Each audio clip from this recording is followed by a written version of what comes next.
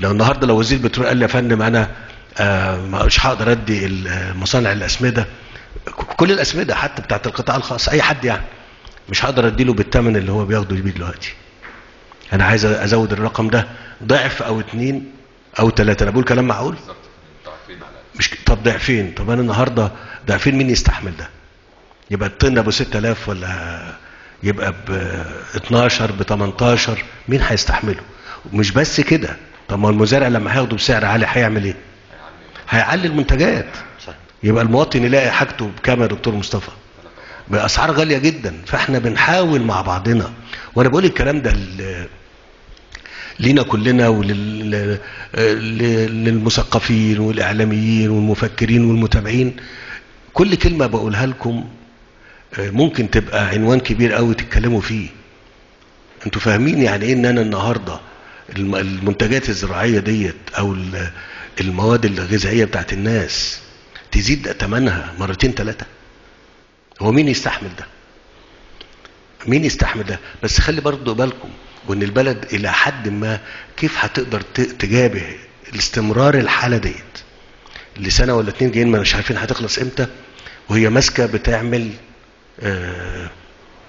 بتحافظ ما امكن على الاسعار ما تزيدش، بتحافظ ما امكن على الاسعار ما تزيدش.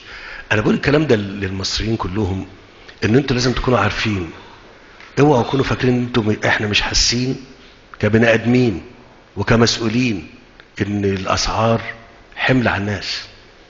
بس والله ما في اكتر من كده نقدر نعمل. يعني انا بقى شرحت حاجه واحده بس في موضوع واحد. لو اتكلمت على الكهرباء هتلاقي نفس الكلام. لو والله النهارده الدكتور شاكر حب يسعر الكهرباء هو والشركه والبترول بالتكلفه الحقيقيه، والله انا مش بتكلم على اللي احنا بندعمهم، الكلام ده انا قلته قبل كده. انا بتكلم على حتى اللي احنا كنا وصلنا ان احنا حررنا السعر بتاع الكهرباء بالنسبه لهم، اللي هي الشرائح الكبيره قوي اللي هي اعلى نسبه استهلاك. لا قدرنا نعمل كده مع المصانع ولا قدرنا نعمل كده مع المواطنين. بس انت بتعمل ده كله منين؟ ما حدش بيجيب حاجه من جيبه، مش كده يا دكتور مصطفى؟ مش من جيبنا يعني، لكن ده من قدره البلد. فانا بقول الكلام ده عشان كلنا نتكاتف، لان الاحظ ان بعض الناس يعني يقول لك ده فرصه ان احنا نعلي الاسعار شويه نكسب، نقول ما فيش دولار، ما فيش. ده بالعكس، ده الوقت ده هو الوقت اللي احنا فيه يعني يبرز فيه ان احنا حرصنا على الناس، وان احنا ما نغليش الحاجه على الناس. احنا بنتكلم في اكل وشرب، بنتكلم في اكل وشرب وحاجات اخرى.